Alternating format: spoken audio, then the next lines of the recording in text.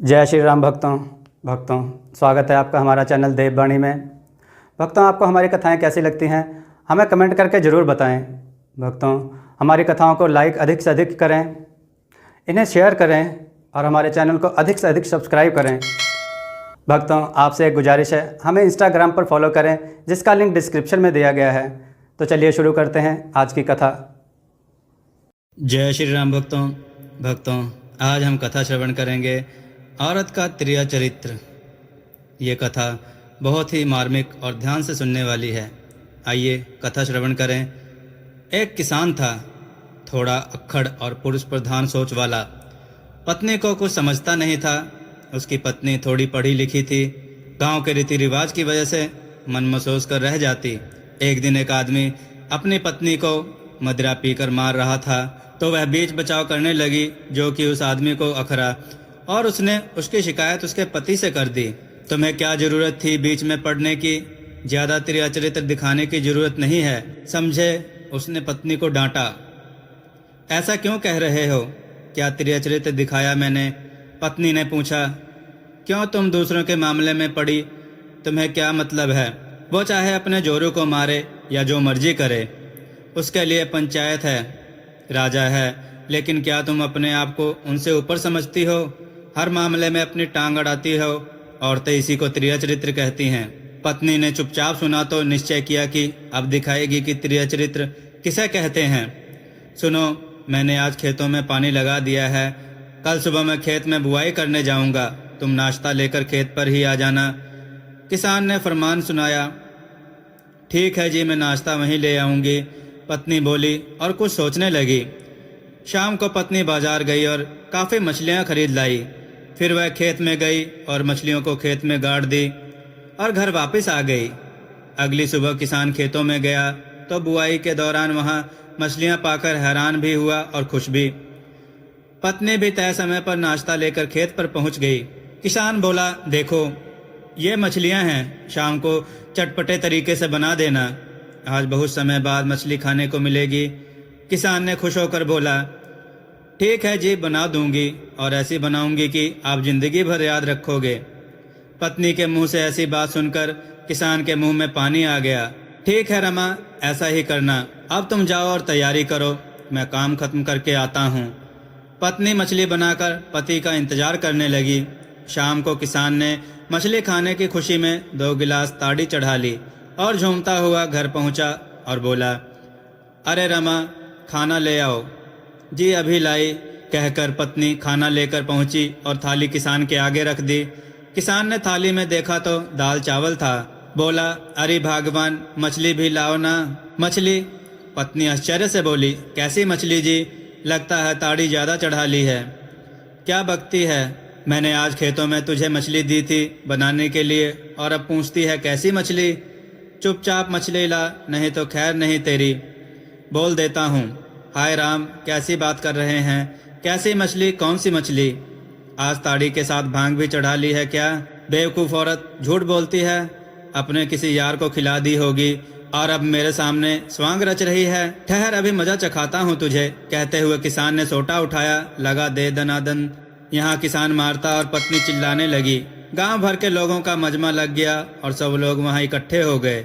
एक गांव वाला जिससे उसकी औरत की बहस हुई थी बोला, अरे भैया, क्यों मार रहे हो इतना? मर खप जाएगी। कौन सा गुनाह किया है तेरी औरत ने?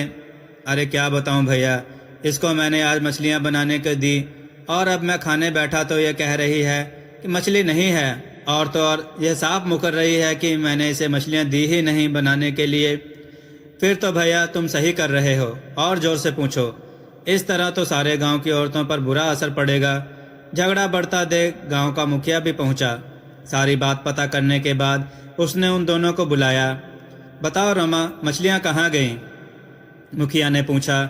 मुखिया जी, मैं सच कहती हूँ, इसने कोई मछलियां नहीं दी मुझे और मार मार कर यह हाल कर दिया। क्यों भैया, जब मछलियां नहीं दी तो क्यों इसे तुम मार रहे हो? मैं सच कहता हूँ मुखिया जी, मैंने मछलियां दी थी और अब ये मुकर गई। लगता है किसी अपने यार को खिला दी इसने। अब बात राजा तक पहुंच गई। वहां दोनों अपने अपने बात पर अड़िग रहे। राजा ने सोचने के बाद कहा, जो भी झूठा साबित होगा उसे 50 कोड़े लगाए जाएंगे। राजा ने पत्नी से पूछा, क्यों रमा, क्या तुम साबित कर सकती हो कि तुम्हारे पति ने तुम्हें मछलियां नहीं दी? जी मैं कर सकती हूँ, रमा ने आत्मविश्वास से कहा। तो साबित करो, राजा ने कहा। महाराज, आप इनसे पूछिए कि ये मछलियां कहाँ से लेकर आए। क्यों भाई, बात का जवाब दो। जी महाराज, मैं खेतों में हल चला रहा था तो मछलियां खेत से मिली। अब दरबारी हंसने लगे। मूर्ख, कभी खेतों में मछलियां मिलती हैं? राजा ने गुस्से से पूछा। हमें मूर्ख बनाता है? महाराज, वो किसान सकपका गया। चुप रह मूर्ख, तूने तो एक तो मूर्खता की और गुनाह भी किया। इस मासूम औरत को मारकर कोतवाल को बुलवाओ अभी, राजा ने हुक्म दिया। कोतवाल आया तो राजा ने हुक्म किया, कोतवाल, इस मूर्ख को 100 कोड़े लगाओ, 50 कोड़े सजा के तौर पर और 50 कोड़े पत्नी पर जुल्म करने के, और रमा 50 कोड़े तुम्हें भी मारने होंगे। अब तो किसान का वो हाल हो गया कि मानो उसे काटो तो खून नहीं। किसान बोला, महाराज गलती हो गई, शायद मुझे भ्रम हो गया था। चुप रहो, कोई माफ़ी नहीं है, राजा ने तमतमा कर कहा।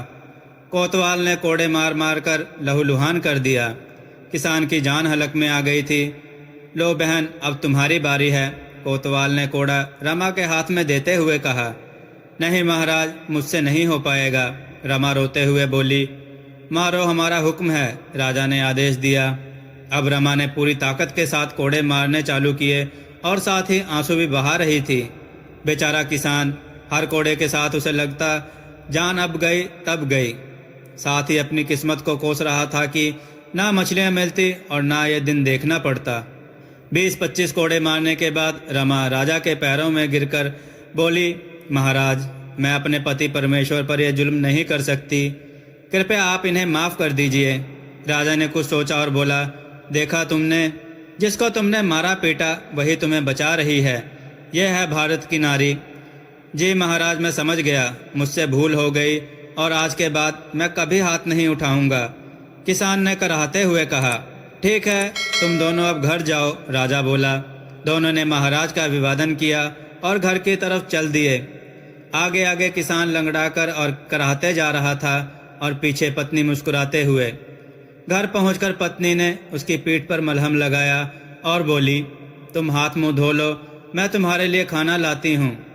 क्षण भर बाद पत्नी ने खाने की थाली उसके आगे रख दी तो किसान चौंक गया। कभी पत्नी की तरफ देखता और कभी थाली की तरफ। थाली में मछली और चावल थे और पत्नी के चेहरे पर रहस्यमय मुस्कान तैर रही थी।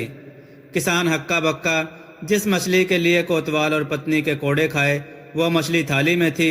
ये क्या रमा, तुमने ऐसा क्यों किया मेरे साथ? जी इसे ही कहते हैं त्रिया चरित्र, रमा ने मुस्कुराते हुए कहा। भक्तों, आपको यह कथा कैसी लगी हमें कमेंट में ज़रूर बताएं। भक्तों, हमें इंस्टाग्राम पर फॉलो करें जिसका लिंक डिस्क्रिप्शन में दिया गया है। भक्तों, हमने devvani.com नामक वेबसाइट बनाई है जिस पर हमने कथा, कहानियाँ, मंत्र, आरती इत्यादि लिखित में डाले हैं। आप एक बार उस पर जाएं, उन्हें पढ़ें और अपने विचार कमेंट के रूप में हमें अवश्य दें। जय श्री राम। भक्तों, देववाणी की तरफ से आप सबका बहुत बहुत धन्यवाद कि आप सब ने हमारे चैनल को बहुत सहयोग दिया और हमारी वीडियो को बहुत पसंद किया, जिस वजह से हमें यूट्यूब की तरफ से ज्वाइन बटन का ऑप्शन मिला, जहां पर आप हमें ज्वाइन बटन पर क्लिक करके हमें ज्वाइन करें, जिसके लिए आपको 29 रुपये या 59 रुपये का चार्ज देना पड़ेगा। जो हमें ज्वाइन करेगा उन्हें हम कई तरह की सुविधाएं देंगे और उनके कमेंट्स का जवाब देंगे। यहाँ हम आपको कथा कहानियों के टिप्स भी देंगे और हम आपके सुझाव पर वीडियो बनाने की पूरी कोशिश करेंगे और हम आपका नाम वीडियो में जरूर लेंगे। धन्यवाद।